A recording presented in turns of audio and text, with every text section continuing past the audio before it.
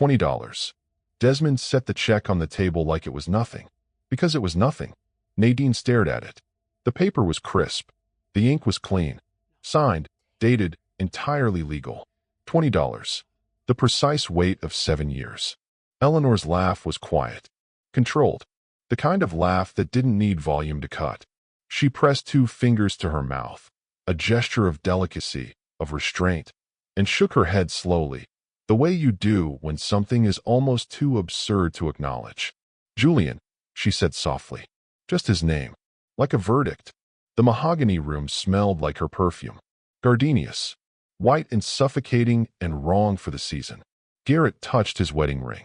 Said nothing. Didn't need to.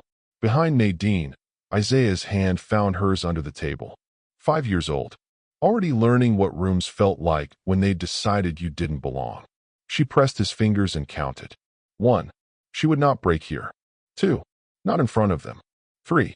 The check sat in the center of the table. $20. 3 sons. 7 years of being the woman Julian Voss chose when his family needed him to choose differently. This was what that cost. If you're still here because something in that room felt familiar, the silence when they laugh at someone who's already bleeding, stay. Subscribe. This story isn't finished yet. Desmond cleared his throat. The primary will list no additional assets. The property at Wyndham Drive was repossessed 9 months prior. Outstanding debts remain. Because he spent everything. Eleanor didn't raise her voice. Didn't need to. Maintaining a life she required. She still hadn't looked directly at Nadine. Not once since they'd sat down. 7 years and Eleanor Voss had never once looked at her like she was entirely real. Nadine kept her eyes on the check. She thought about the voicemail. Julian's voice at 2 a.m., warm and unhurried. 3 days before he died. Everything's already taken care of, my queen. Trust me. She'd played it 41 times. Held it like a promise. Like proof that a man who loved the way Julian loved wouldn't leave without a plan. She understood now that grief made you believe what you needed to. Is there anything else? Eleanor asked Desmond. Her tone was the tone of a woman concluding a meeting that had run slightly long. That covers the primary will, yes. Nadine stood. The chair scraped back. Isaiah startled. Elijah reached for his brother instinctively. That twin reflex, that bone-deep we protect each other that Julian had loved so much he'd tear up watching it sometimes, quietly, so the boys wouldn't see. She gathered her bag, straightened her jacket, looked at her 3 sons. Elijah already standing, Gabriel wrestling with a button, Isaiah watching her with those eyes that had aged 3 years in the 6 weeks since the funeral. Come on, babies. Her voice came out steady. She had no idea how. We're done here. 1 step. 2. The carpet was thick under her feet, the kind of carpet that absorbed sound, absorbed everything, left the room perpetually hushed and controlled and bloodless. She was reaching for the door handle when Desmond spoke. Mrs. Voss. Not loud. Just different. A quality she couldn't name precisely, only feel. Like a key turning in a lock she hadn't known was there. She stopped. The room stopped with her. There is something else. He reached into a separate folder. Thinner, plain, held with a binder clip. This is not part of the primary will. It's a notarized independent instruction filed 6 months ago. He unfolded a smaller piece of paper, slightly yellowed at the crease. It was filed on the condition that the primary will reading occur first, in full, with all parties present. Nadine heard Eleanor's breath change. The smallest thing, like a current shifting direction underwater.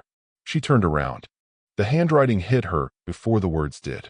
Julian's particular TS. The slight forward lean of his letters, like they were always moving somewhere purposeful. She would have known his handwriting in the dark. For words. Take her there. She'll understand. The silence in the room was different now. Thicker. The central air hummed. Gabriel had gone completely still, which he never did. Gabriel, her loudest boy, her one who filled every room he entered, standing motionless in his Sunday jacket, reading the temperature of adult silence the way children do when something important is happening that no one will explain. What does that mean? Eleanor's voice was level. Perfectly, precisely level. What is there? Desmond looked only at Nadine. The instruction requires me to take Mrs. Nadine Voss to a location specified in a sealed document. Alone. He paused. The instruction is legally binding. It supersedes all other parties' presence at this stage. She is not leaving with you. Mrs. Eleanor Voss. Still quiet. Still unhurried. Your son filed this document lawfully. My obligation is to his wishes. He looked at Nadine. Whenever you're ready. Nadine looked at her boys. Memorized their faces for a moment. The way mothers do when something is shifting and they don't yet know which direction. Then she looked at Eleanor. For the first time in 7 years, something moved behind Eleanor's composure. It crossed her face and was gone in under a second. But Nadine had spent 7 years learning to read this woman's silences. It wasn't anger. It was fear. What did you build for me, Julian? She kissed Isaiah's forehead, straightened Elijah's collar, touched Gabriel's cheek. Stay with Mrs. Hart, she said quietly. I'll be back soon. She followed Desmond out the door. Behind her, she almost missed it beneath the sound of her own footsteps, Eleanor's voice. Low, controlled, not to Garrett, to the lawyer beside her. Find out everything that was in that folder. And call Judge Hartwell. Tonight. She didn't look back. She didn't need to. She needed to get to wherever Julian had sent her before Eleanor got to the judge. The drive north took 40 minutes. Desmond didn't speak much. He kept both hands on the wheel. Turned the heat up without being asked when Nadine's breath fogged the window. She understood this was a professional kindness, the kind practiced by people who delivered bad news for a living and had learned that silence was sometimes the most dignified thing you could offer a person who had just been handed $20 for 7 years of their life. She watched Richmond fall away behind them. The familiar grit of it, the streets she'd learned at 17 when she arrived from her mother's house with 2 bags, and the specific ambition of someone who has been told repeatedly what they cannot have. She'd built a life here, piece by piece, year by year, mostly alone until Julian. She thought about the first time she'd met Eleanor. A Sunday dinner. Julian had squeezed her hand under the table the entire meal, not nervously, she'd understood later, but apologetically, preemptively, like he already knew what was coming and wanted her to feel him beside her through it. Eleanor had been perfectly gracious.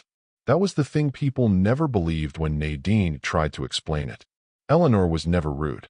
She was exquisitely, architecturally polite in ways that left no mark and drew no blood visibly. She complimented Nadine's dress, asked careful questions about her work, passed the bread, and then, at the end of the evening, walking Nadine to the door while Julian got the car, she had taken her hand, that gentle grip, fingers closing, and said, Julian has always had a generous heart. It's one of his most beautiful qualities, and his most exploitable one. She'd smiled when she said it. Warm, genuine seeming. Nadine had understood every word. Her phone buzzed. Unknown number. She stared at the screen for 3 seconds. Let it ring. It stopped. Then a text from the same number arrived. No greeting, no name, just 11 words. Turn around. Whatever he left you isn't worth what comes next. She read it twice, pocketed the phone, kept her eyes on the road ahead and counted 1, 2, 3, until her hands stopped shaking. Someone knew where she was going. Someone who wasn't in that conference room. Which meant Eleanor had made a call before Nadine's car had reached the highway. Good, she thought, and surprised herself by meaning it. Good. Let her be afraid of what Julian left. Eleanor, same hour, Voss Manor study. The gardenia smell was everywhere here. Same candles for 30 years. Consistency was a form of control. Eleanor stood at her window, her phone to her ear, watching the city below hold its ordinary shape. Traffic moving, people walking, the world continuing its business, entirely unaware that something had just gone wrong in a mahogany conference room that she had controlled for decades. Find him, she said. No preamble, no warmth. The voice she used when warmth was no longer necessary. The same man I used 18 months ago. The one who surveilled the workshop. A pause. Tell him it's urgent. Tell him she's in a car heading north on Route 1 with Desmond Hale, and I need to know where they stop. She listened. I don't care what it costs. Another pause. The composure held. It always held. And call the estate agent. The property at Millbrook Road, the one Julian registered in his own name 4 years ago. I need to know if it's been transferred. She looked at her reflection in the window glass. He was building something. I should have moved faster. She ended the call, crossed to her desk, opened the top drawer. Inside, a photograph. Julian at perhaps 8 years old, gap-toothed, squinting into summer light, laughing at something outside the frame. She looked at it for exactly 3 seconds, closed the drawer, picked up the phone again. There was a second call to make. The one she'd been avoiding since Desmond had produced that separate folder. The one that confirmed what she'd feared since the private investigator's report 18 months ago. The report that told her Julian's East Side workshop was not furniture, was not hobby, was something that, if it became what Julian intended it to become, would make him permanently, irrevocably independent of everything the Voss name could offer or withhold. She had tried to tether him the only way she knew. The patents were supposed to stay buried. The licensing fees were supposed to fund the family foundation that bore his grandfather's name, the one she'd managed since her husband died, the one she'd restructured quietly over 11 years into something that bore very little resemblance to what it had been built to be, but that still carried the name, and the name was what mattered. The name was the thing that kept the entire architecture standing. Julian had found the transfers 9 months ago, and instead of confronting her, instead of the argument she'd been prepared to win, he had gone quiet. She understood now what that quiet had meant. She had been wrong about the quiet. She pressed call. "It's me," she said when the line connected. "We have a problem. A significant one." She turned from the window. "Desmond Hale produced a document today that I didn't know existed. Julian filed it 6 months ago, and I missed it, which means someone on my legal team missed it. And that conversation is coming." She walked to the fireplace. The gardenias burned. "But first, I need to know if there is any legal mechanism to contest the validity of an independent instruction filed by a deceased party if the filing attorney had a prior undisclosed financial relationship with the deceased." She listened. Her face did not change. "Find one," she said. "You have until morning." Back in the car heading north, Nadine watched the city give way to trees. Julian had proposed on the floor of his workshop, covered in sawdust, holding a ring he'd made himself from reclaimed wood and a slim band of gold. Not because he couldn't afford a jeweler, because his hands needed to make things for the people he loved, because that was how he spoke when words felt insufficient. "I want to build a life with you," he'd said. "Literally. With my hands. I want to build everything."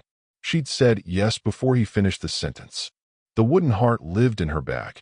He'd made it 2 years into their marriage, during the hardest season, money tight, Eleanor's interference at a peak, Nadine burning out at the architecture firm where she drafted other people's visions while hers collected dust in a portfolio under their bed. She'd come home one evening to find it on the kitchen counter. Small, palm-sized, carved from a single piece of walnut, cracked deliberately down the center and bound back together with gold wire. "Kintsugi," Julian had told her. "The break is part of the beauty. You don't hide the fracture. You honor it." She'd carried it every day since. She was carrying it now, her fingers finding it at the bottom of her bag as the trees thickened outside the window and Desmond turned onto a road she'd never traveled. Her mother's voice arrived uninvited, the way it always did in moments of vulnerability. "Rich families don't adopt girls like us, Nadine. They borrow us and give us back broken." She pressed the wooden heart in her palm and said nothing. The estate appeared without warning. 2 stories, stone and aged wood. A wraparound porch she could already imagine the boys destroying enthusiastically. Tall windows that caught the late afternoon light and held it. Old trees standing close and protective around the perimeter. The kind of trees that took decades to grow that purposeful. The front door was painted deep blue. Nadine's breath stopped. Her favorite color. Not a color she'd ever mentioned to anyone except Julian. Mentioned it once, offhandedly, on their second date when they'd walked past a house on Carey Street, and she'd said, "That's the color I'd paint my door someday." She hadn't thought he was listening particularly.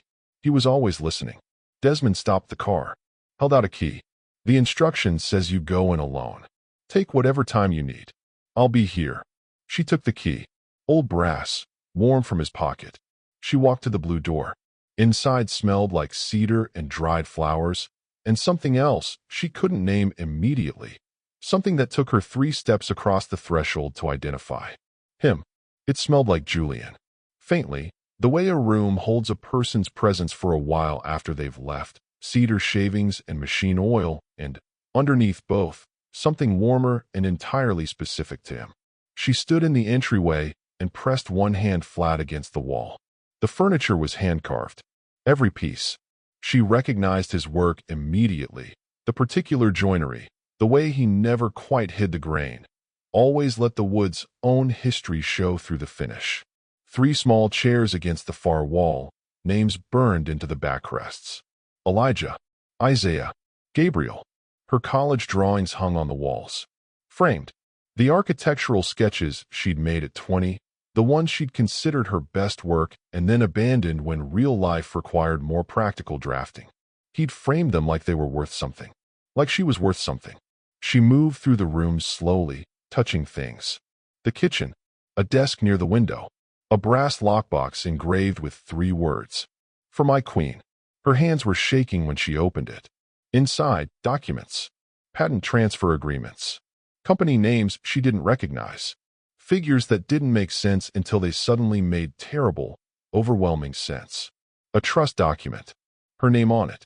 The current value. Her legs made the decision independently.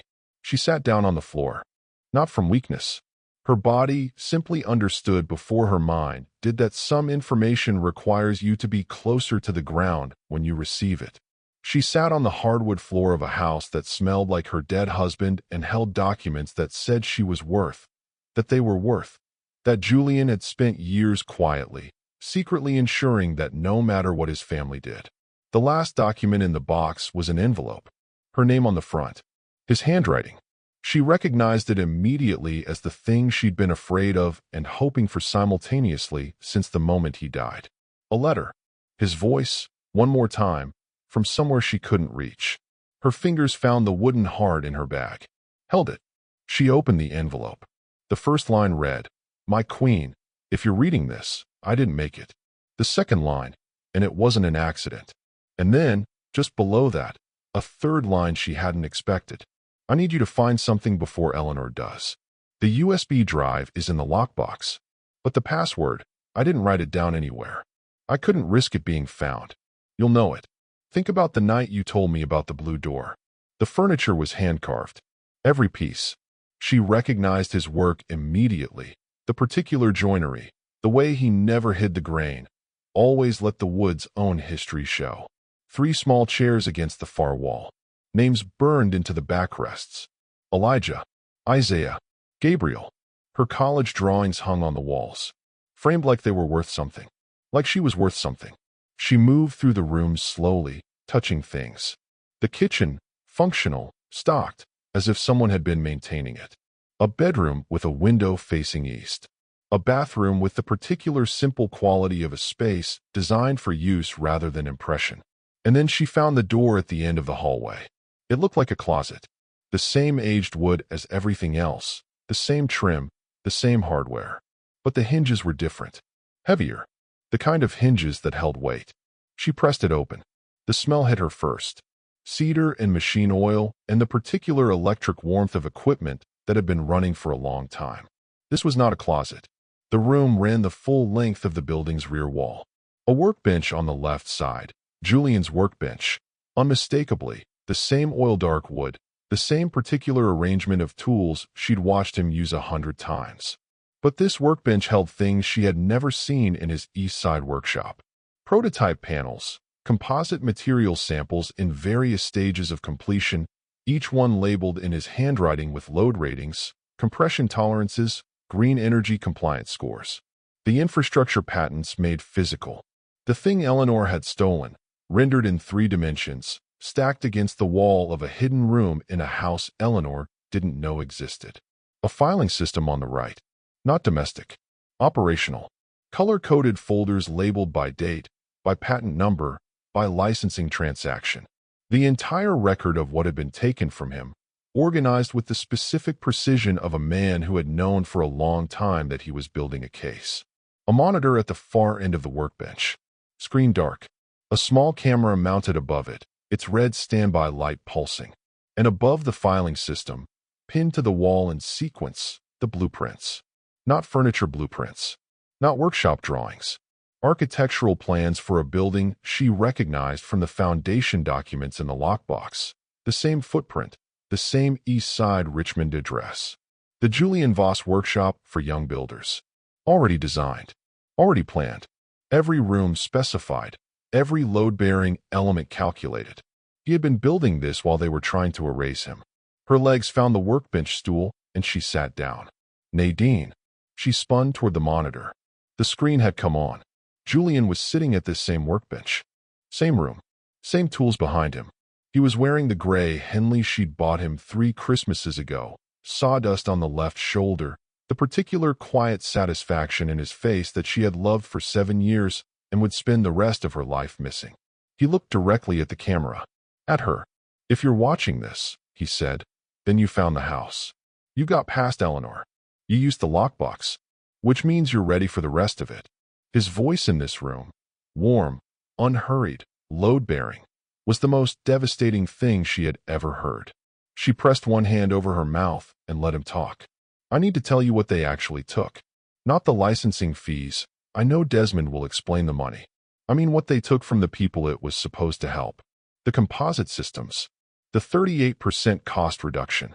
There are 14 families in Richmond right now living in housing that costs them less because a contractor quietly licensed my work without telling me and built it anyway. 14 families. That's what Eleanor decided was worth stealing. That's what she decided was worth keeping me broke and dependent and small." He paused, looked down at his hands, then back up. "There's a safe behind the prototype panels. 3rd panel from the left.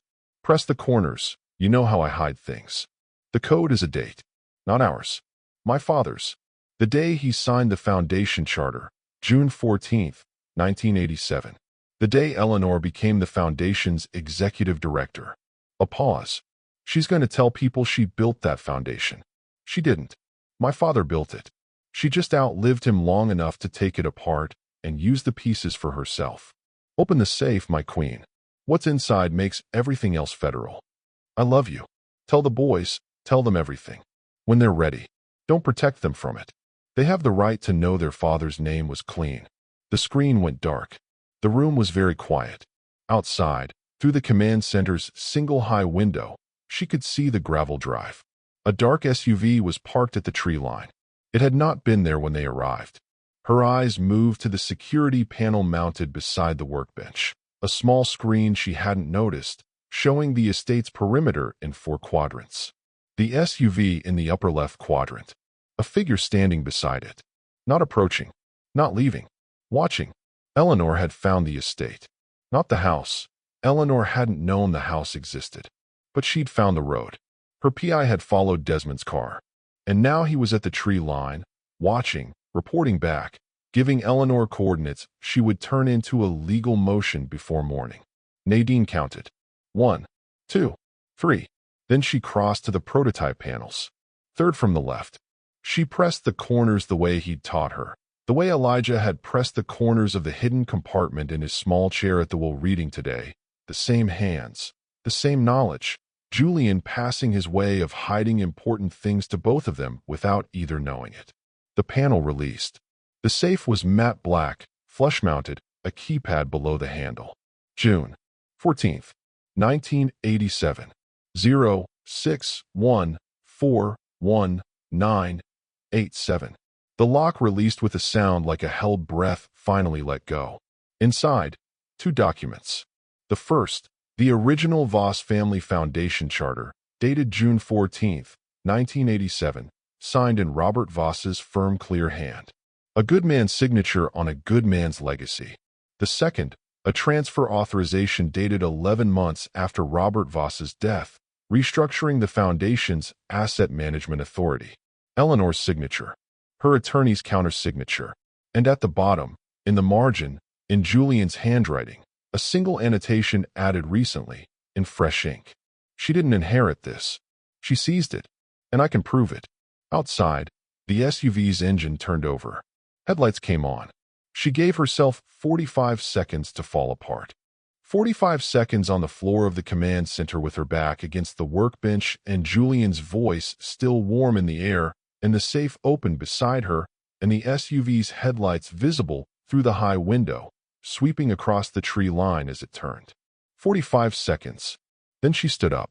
She had 2 hours before Eleanor's call to Judge Hartwell produced something she couldn't fight from a defensive position. Julian had taught her, without knowing he was teaching her, the way he taught everything, through the specific example of his own quiet choices, that the only time you lose a structural argument is when you let the other side file first. She was not going to let Eleanor file first. The security panel had 4-quadrant screens and 1 row of labeled controls beneath them. She had noticed the controls when she first entered the command center and had not fully understood what she was looking at. She understood now. Motion sensor controls, exterior lighting, a communications protocol, and at the far right of the row, a single button, its label written in Julian's particular forward-leaning hand on a strip of masking tape. Press if followed. She looked through the high window. The SUV had stopped at the gravel drive's entrance. The headlights were off now, waiting in the dark. Watching. She pressed the button. The exterior of the estate flooded with light. Every floodlight Julian had installed simultaneously, the property going from shadow to daylight in under a second. The old oak trees suddenly stark and specific, the gravel drive luminous, the SUV caught in full illumination at the tree line with nowhere to hide. On the security panel, 3 confirmation lights turned green in sequence. She read them. GPS coordinates transmitted to secure server. Evidence location flagged with Federal Oversight Division. Ownership documentation filed. Julian had built a trap into his own house. Through the high window, she watched the SUV's headlights come back on. Watched it execute a slow 3-point turn in the flooded light. Unhurried, deliberate. The specific, unhurried quality of a professional who had decided that whatever he'd been sent to find was no longer worth what it would now cost to find it.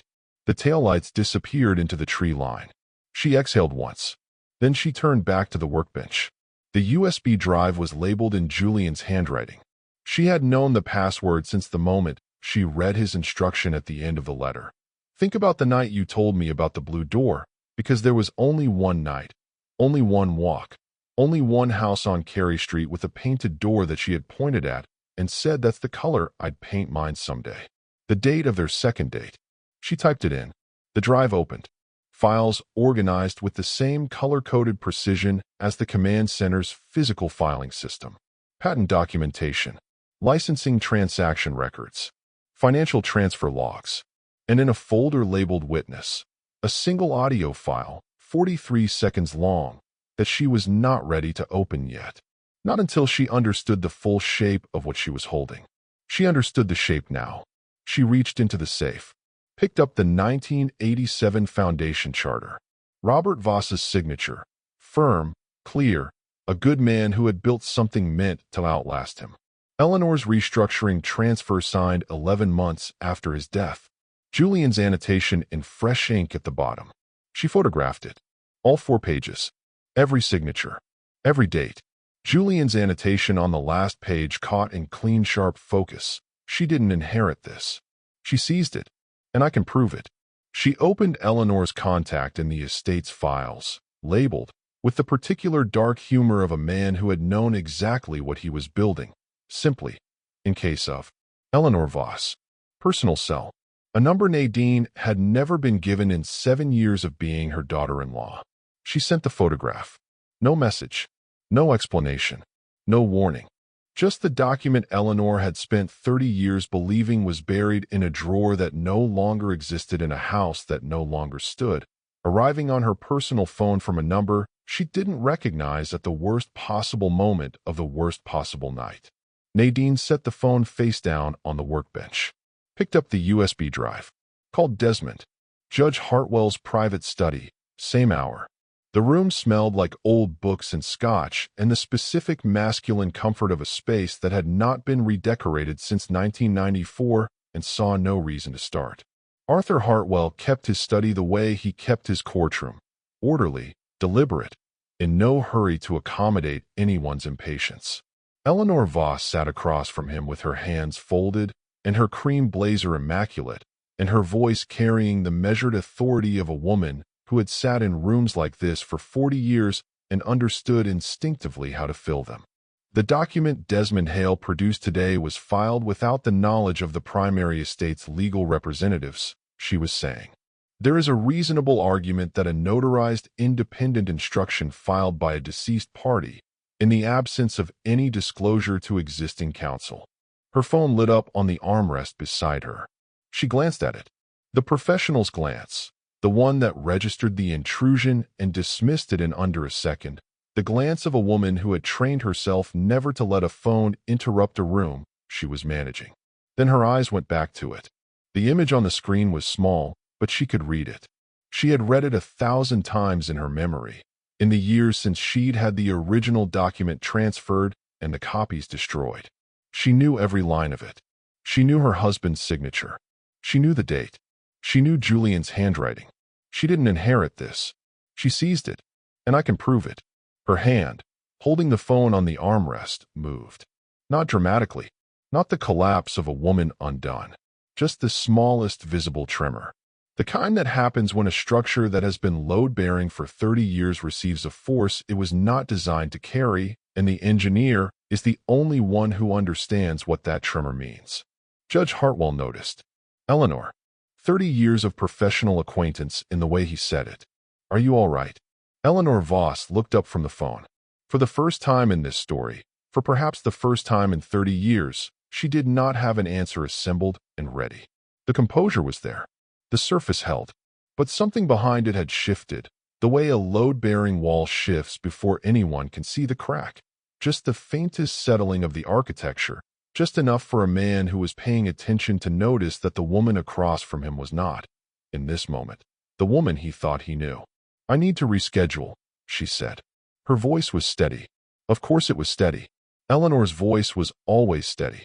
But she stood before he could respond, and she did not offer the gracious exit line she always offered, and she did not smile, and she left Arthur Hartwell's study with the specific unseeing speed of a woman walking toward the only private space she could reach before something she had controlled for 30 years finished breaking.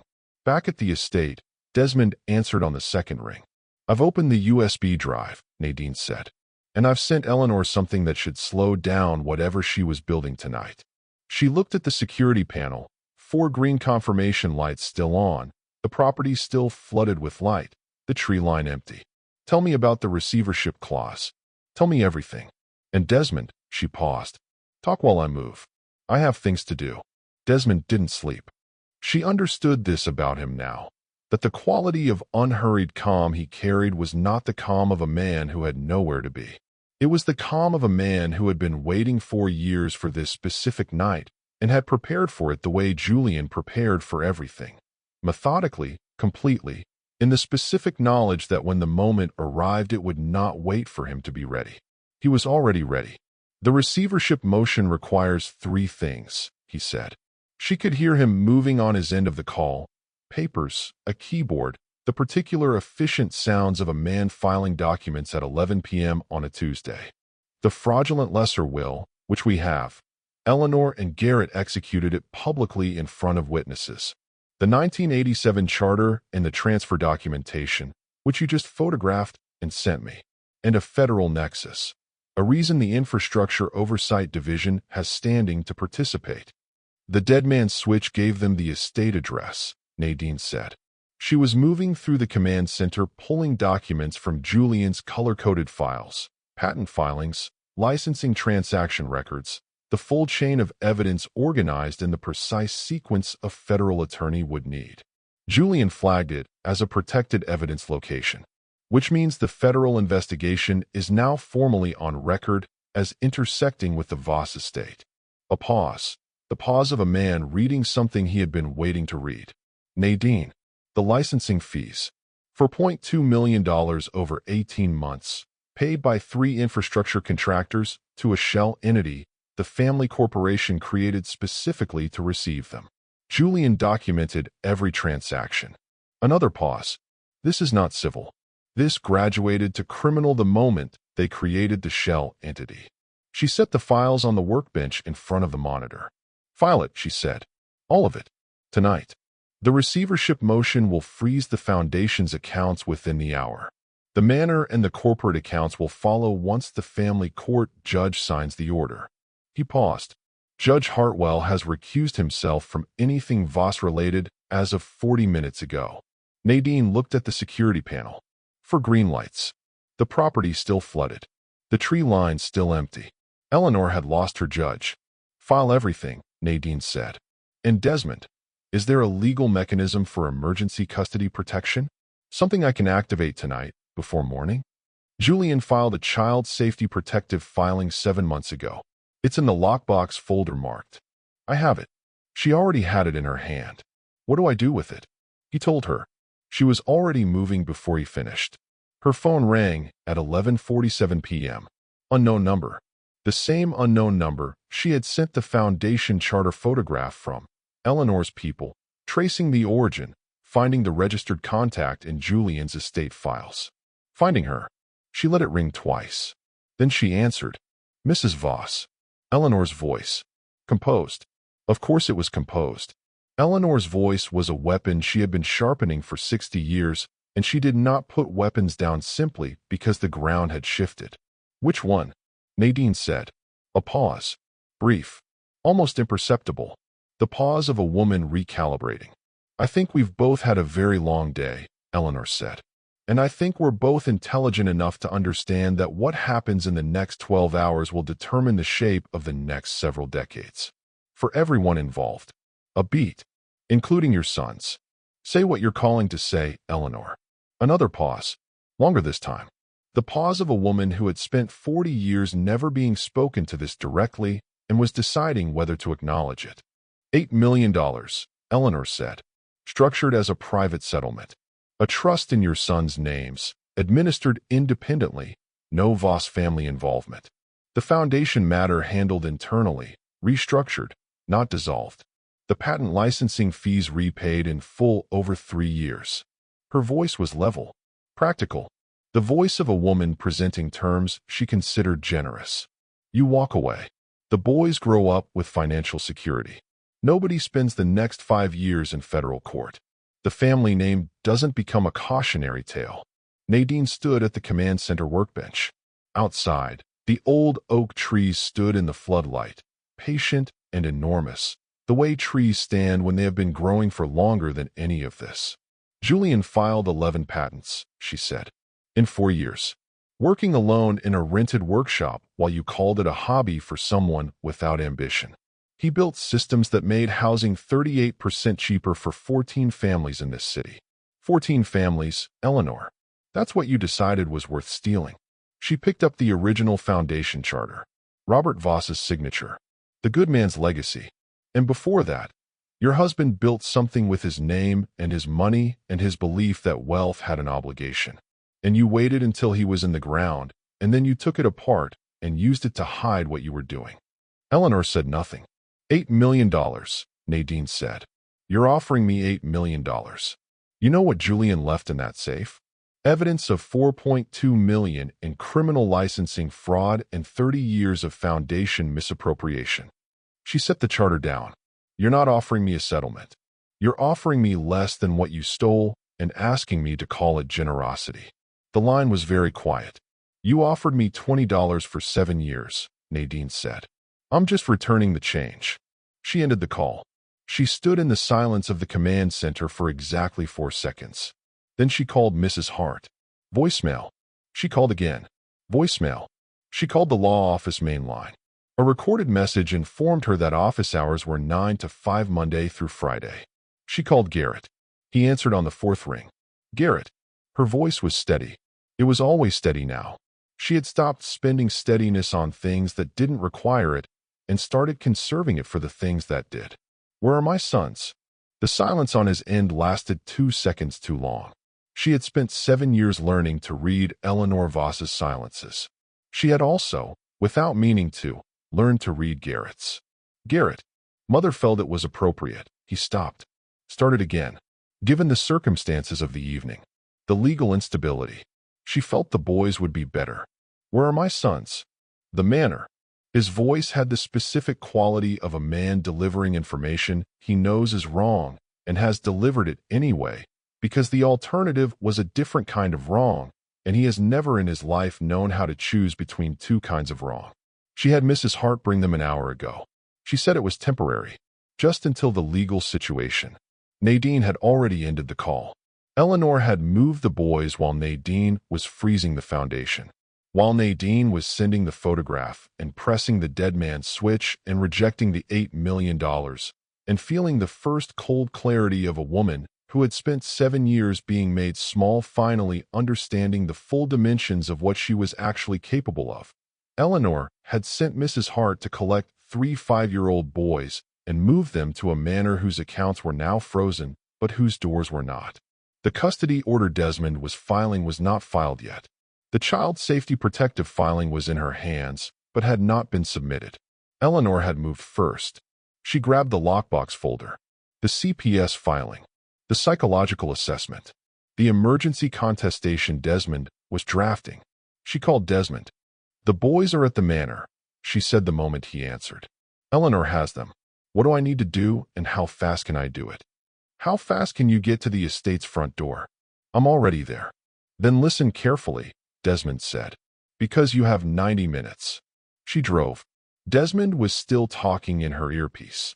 The CPS filing, the emergency contestation, the family court judge who was apparently answering his phone at midnight because Desmond had apparently anticipated needing to call him and had apparently spent the last 4 years building exactly the kind of professional relationships that made a judge answer his phone at midnight. And she listened and drove and did not stop at the yellow light on Westover Hills Boulevard, where Julian's brakes had failed.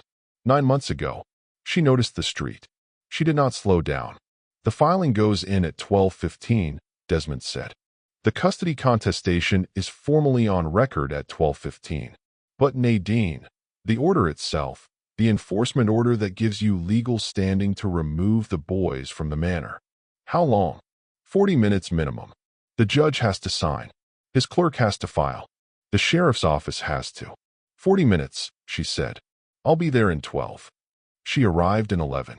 The Voss Manor was lit from within, every window warm, the kind of warmth that looked like welcome from the outside and felt like a held breath from close up. The iron gate at the drive's entrance was closed. A camera mounted on the left pillar tracked her car as she pulled up.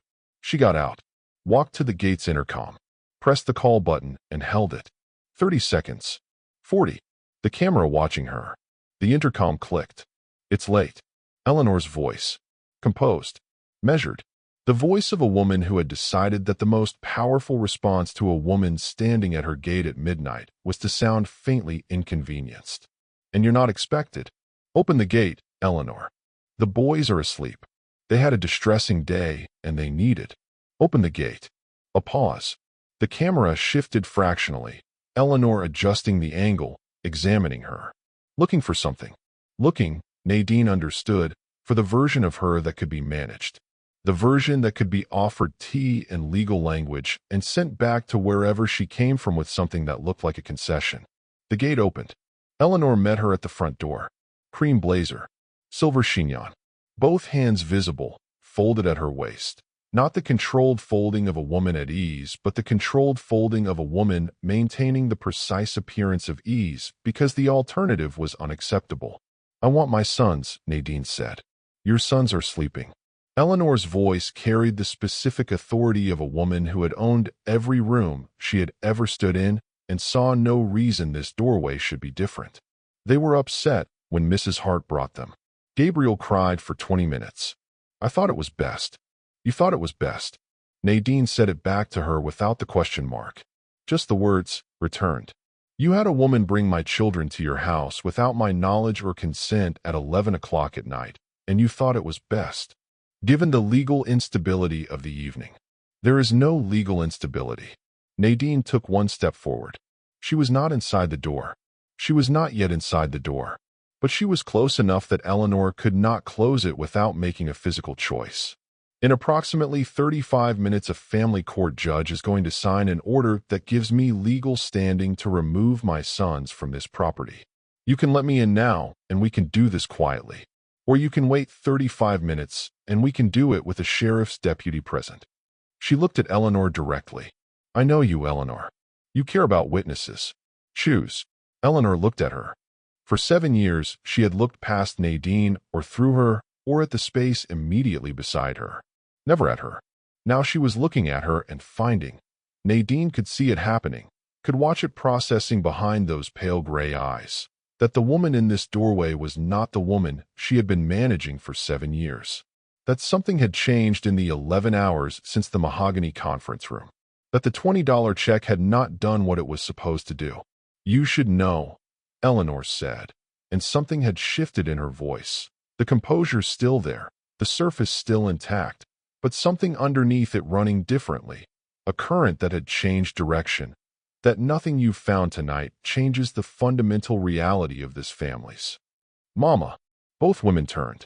Elijah stood in the hallway behind Eleanor, barefoot on the manor's marble floor in his Sunday suit trousers and his white shirt untucked.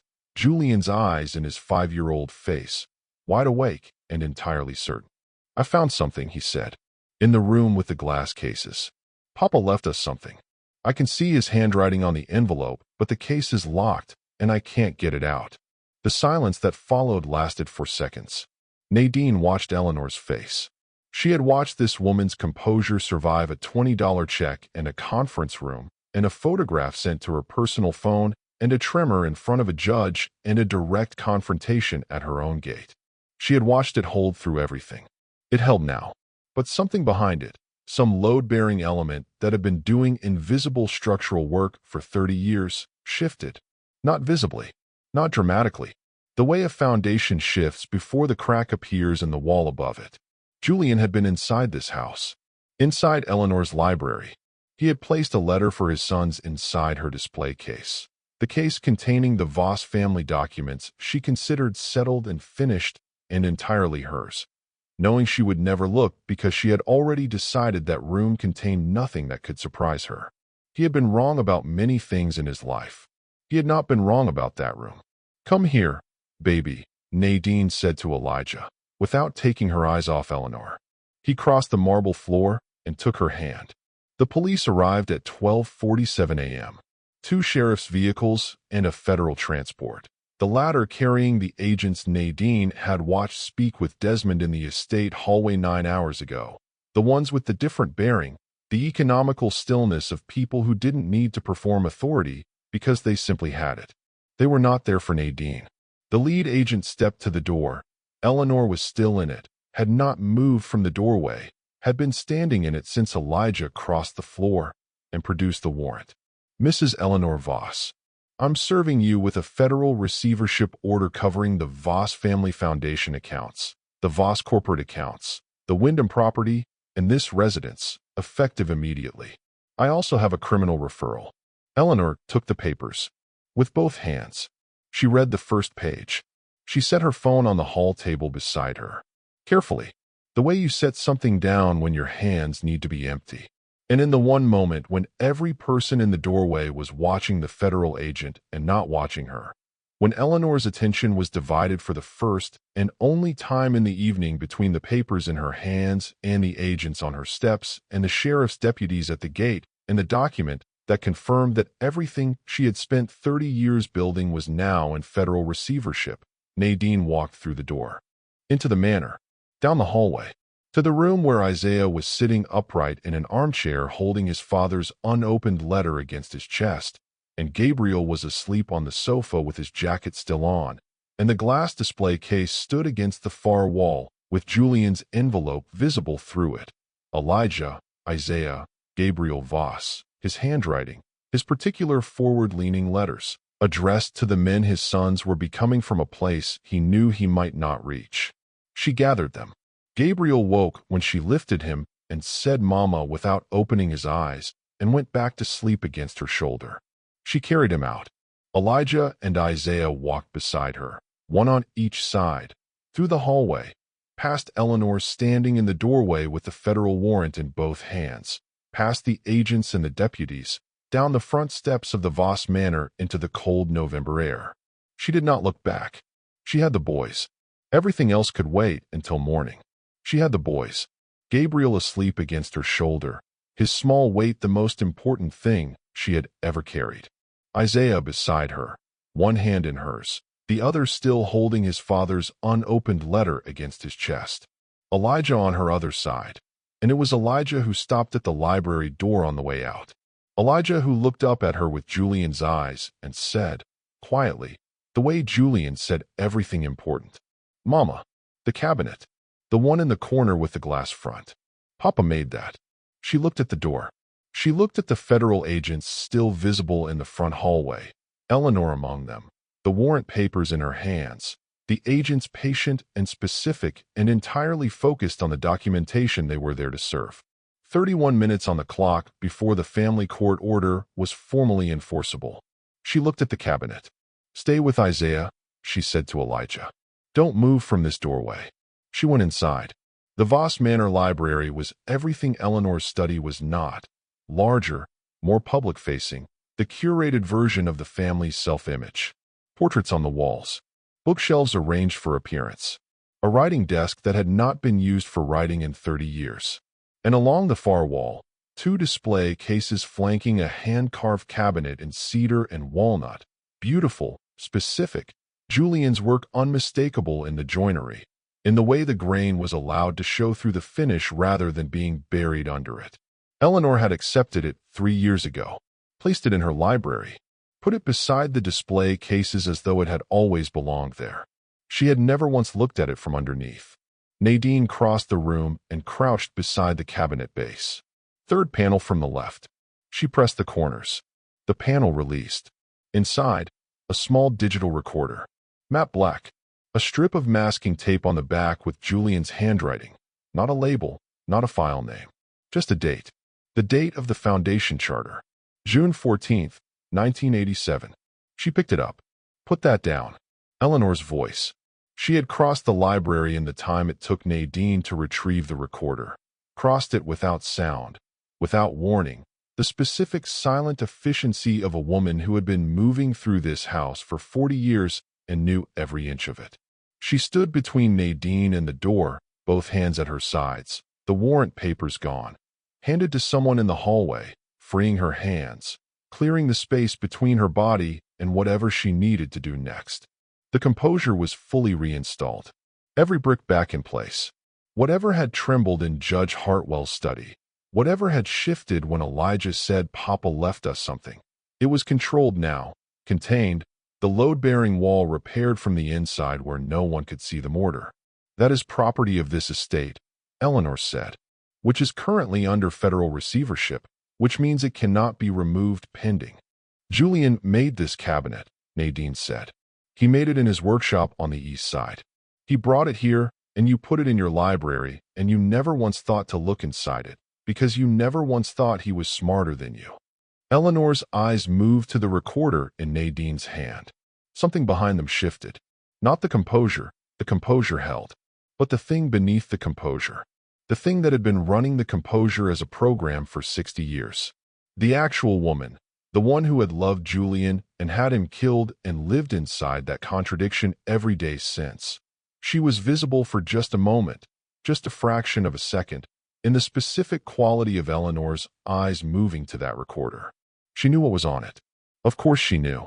She had known for 9 months, since Garrett told her that Julian had found the workshop recording, that he'd documented it, that he'd filed the federal report. She had moved because of it, had done what she'd done because of it, and she had believed, had needed to believe, that she had found every copy, that the PI had been thorough enough, that Garrett had been sufficient. She had not known about the cabinet. She had not known Julian's hands were always building something she hadn't found yet. "Step aside, Eleanor. I will not." The voice of a woman who had never once in 60 years stepped aside for anyone and did not intend to begin now. She moved toward the cabinet. Not toward Nadine, toward the cabinet, the specific legal instinct of a woman trying to establish physical proximity to the object in question before anyone could document otherwise. "I am the resident of this property, and under receivership law the contents. Elijah. The boy appeared in the library doorway.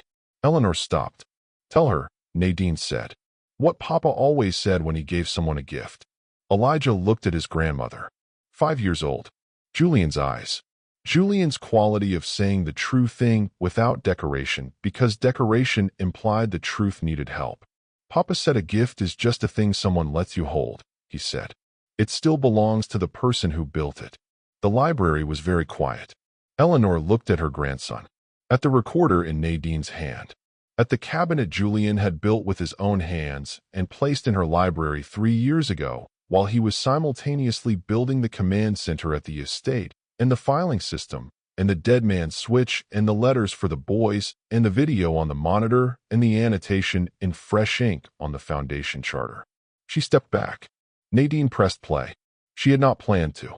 The moment simply arrived, and she was inside it before she had decided to be. The recorder in her hand, and Eleanor in the room, and the library that Eleanor had curated to tell the Voss family story the way Eleanor wanted it told, and Julian's voice suddenly filling it instead. Garrett's voice first. He's filing Tuesday. The workshop, late afternoon.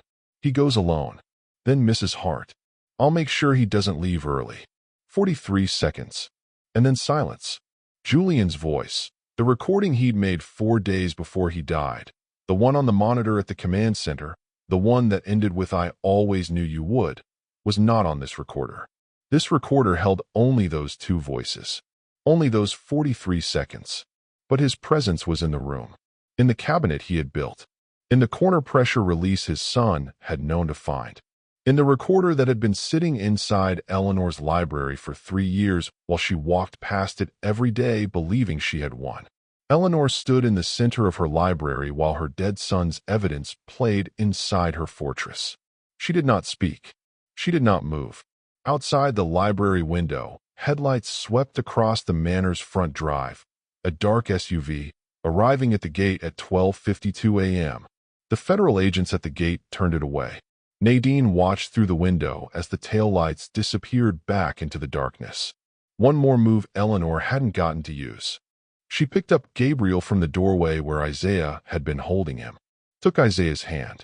Elijah took her other hand without being asked. She walked out of the library, down the hallway, past Eleanor, still standing in the center of the room, the composure holding, always holding, a structure that did not know yet that its foundation had been removed, and out the front door of the Voss Manor into the November cold. The federal agents parted to let her through. She strapped the boys into the car. She drove. The federal hearing was not what Nadine had expected. She'd built it large in her mind over the preceding 7 weeks. A courtroom, a gallery, the architecture of public justice, the specific drama of a room designed to contain consequence. What it actually was, a conference room not unlike the one where she'd received a $20 check 11 months ago. Same recycled air. Same quality of artificial light that flattened everything it touched. Different table. Different power. Eleanor was already seated when Nadine arrived with Desmond. She wore cream. Of course she did. She always wore cream. And her hands were folded on the table in front of her with the practiced stillness of a woman who had spent 60 years deciding that composure was the only currency that never devalued. She looked older, not diminished. Eleanor Voss would never be diminished in the way of people who had simply run out of fight. She looked like something that had been load-bearing for a very long time and had finally been relieved of the weight, not collapsed, but revealed. The structure underneath the performance. The actual woman, visible for the first time, in the specific flat institutional light of a room that had no interest in flattering anyone. Nadine sat across from her. For a long moment neither of them spoke. The federal attorney laid the evidence in sequence. Methodical, patient. The patent theft documentation, the licensing fees, the parallel filings, the financial transfers from the Voss family foundation accounts, Eleanor's husband's foundation, the one bearing his name, the one Eleanor had restructured 11 months after his death and used as a personal instrument for 30 years while presenting it publicly as legacy and philanthropy. Eleanor's lawyer objected twice. Both objections were overruled. Then Desmond set Julian's recorder on the table. Not the recorder from the cabinet. The one from the command center. The video recording Julian had made 4 days before he died. Clear and specific and 9 minutes long. Eleanor's eyes moved to it. Stayed there. My name is Julian Voss. Today is the 14th. His voice filled the conference room the same way it had filled the Cedar study. Warm, unhurried, load-bearing. Nadine kept her eyes on Eleanor's face. She watched Eleanor hear her son's voice. The composure held for 40 seconds. She counted them. 1, 2, 3, the old reflex, the old anchor. And then she stopped counting. She didn't need to count anymore. At 41 seconds, something moved behind Eleanor's eyes. Not breaking. Eleanor would not break here. Not publicly. Not in a way that could be witnessed and recorded and used. But something shifted. The way light shifts when a cloud passes over it. The same landscape, suddenly different quality. Julian's voice continued. Dates. Names. Transactions. The workshop. The brake line. The car on Westover Hills Boulevard. His own fear, stated plainly.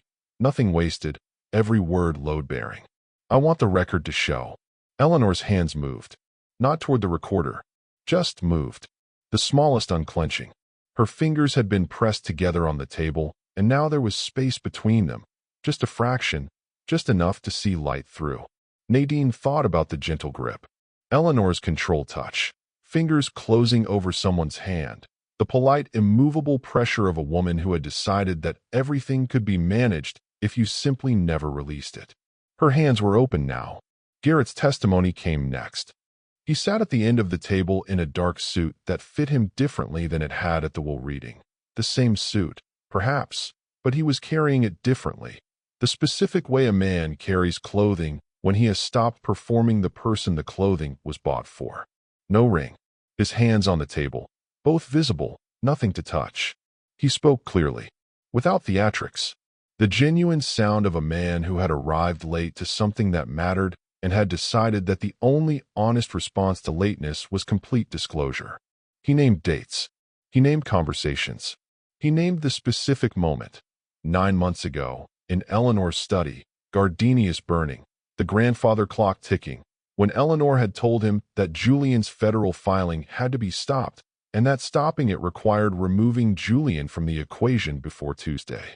He had asked for time. He had taken too long. He knew that.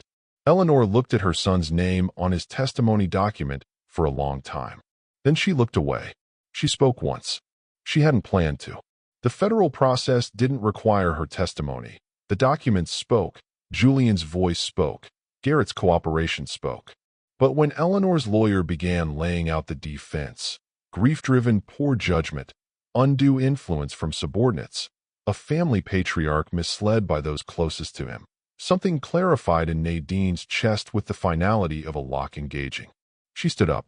Desmond touched her arm. Gently, a question. She answered it by staying standing. Julian filed 11 patents, she said. In 4 years. Working alone in a rented workshop on the east side while his family called it a hobby for someone without ambition. He built load-bearing systems that made housing 38% cheaper for families who couldn't afford what your foundation claimed to support. She looked at Eleanor directly. He built a secret estate for his wife and sons because he knew his family would try to leave them with nothing. He filed a federal crimes report because he understood that the right thing and the safe thing were not the same thing, and he chose the right thing anyway. The room was very still. He didn't leave me money, Nadine said. He left me the truth. And he left me the architecture to stand on while I used it. She sat down. Eleanor was looking at her. For the first time in 11 months, for the first time, Nadine understood, in the entirety of their acquaintance. Eleanor Voss looked at her like she was entirely real. Not an intrusion. Not a phase. Not a woman borrowed and to be returned. A woman who had loved Julian Voss and been loved by him and built something that would outlast everything Eleanor had spent her life protecting. Eleanor looked away first. The corridor outside the hearing room smelled like recycled air and institutional carpet and nothing else. Mrs. Hart was in federal custody. 2 agents beside her. The professional neutral expression she had worn for 20 years finally and completely gone. The mask dissolved and nothing particularly coherent underneath it. The specific blankness of a person who has spent so long performing a self that the self has forgotten what it actually is. Nadine reached into the interior pocket of her bag. The $20 check. Still crisp. Never cashed. The precise weight of 7 years, carried for 11 months in the pocket next to her heart, waiting for the moment it was supposed to arrive. She held it out. Mrs. Hart looked at it. Took it. The reflex of someone who has spent a career receiving and processing documents without reading them first. This is all a life is worth to you, isn't it? Nadine said. $20. That's what you told them Julian's workshop schedule was worth. $20. She looked at the woman. Not through her, not past her. At her, the specific full attention she had never once received from Eleanor Voss in 7 years. Keep it. She walked away. Eleanor was led out through the building's side entrance. Her lawyer had one hand at her elbow, not guiding, just present. She walked with her shoulders straight and her chin level and her face composed, the performance intact to the last step, the last hallway, the last turn before the waiting car. She passed Nadine in the corridor. Stopped. The agents behind her paused. A professional accommodation. 2 seconds. 3. The brief human space between what has been decided and what must now happen. Eleanor turned her head. Spoke quietly. Nadine only. The specific acoustic privacy of a voice aimed precisely. The recording in the cabinet. Eleanor said. Julian made a copy for a reason. He knew I'd find the one on the USB drive eventually. He knew I'd have someone erase it. The composure holding. Always holding. He trusted the wrong person to keep it safe. Ask Desmond who had access to the USB protocol. Ask him how long he's known our family. Then she walked. Her lawyer's hand at her elbow. The agents behind her. The side entrance door opening onto the November cold. The gardenia smell, if it was ever there, was gone in the November air. Nadine stood in the corridor. She stood very still for exactly 4 seconds. Then she looked at Desmond, who was beside her, who had always been beside her, who had been hired 4 years ago by Julian and had delivered There's Something Else in exactly the right register in exactly the right room, and had filed everything and answered every midnight call and had been, from the beginning, everything Julian told her he would be. She looked at him. He met her eyes. She's going to say whatever she needs to say, Desmond said quietly. That's what she does. Nadine looked at him for a long moment. Then she nodded and chose to trust the man Julian had chosen. But the seed was planted, and seeds planted in moments of maximum emotion grow in the dark, whether you tend them or not. She walked out of the building into the November cold. Her boys were waiting in the car. She had chosen. For now. The letter from Eleanor's lawyer arrived 6 weeks after the hearing. Not legal correspondence. Personal. 1 paragraph, typed on plain paper, no firm letterhead. A request, not a demand, not a negotiation. The absence of both so specific and so deliberate that Nadine read it 3 times before she understood what she was reading. Eleanor wished the carved cedar bird to be delivered to Julian's sons. She provided a description, small, rough-edged, the work of a child's hands, a bird that looked more like the idea of a bird than any specific species, made from scrap cedar when Julian was 7 years old and given to his mother the same afternoon because he had made it and it was the first thing he had ever made and he needed someone to see it. Eleanor had kept it in the drawer beside his photograph for 31 years. Nadine held the letter for a long time. Then she called Eleanor's lawyer and said yes. The bird arrived in a small cedar box. Eleanor's lawyer had found a box that matched the bird's material, which was either a coincidence or the last careful gesture of a woman who had spent 60 years making careful gestures for all the wrong reasons and could not stop even when the reasons were gone. She gave it to the boys on the morning the workshop opened. Elijah turned it over in his hands for a long time, examining the joinery, the places where 7-year-old Julian's knife had slipped, the places where he had corrected, the specific evidence of a first attempt at making something real. Then he handed it to Isaiah. Isaiah held it against his chest the way he had held his father's unopened letter on the night of the extraction, not reading it yet, just holding it, letting himself know it was there. Gabriel looked at it for approximately 4 seconds and said, Papa made this when he was little like us." "Yes, baby.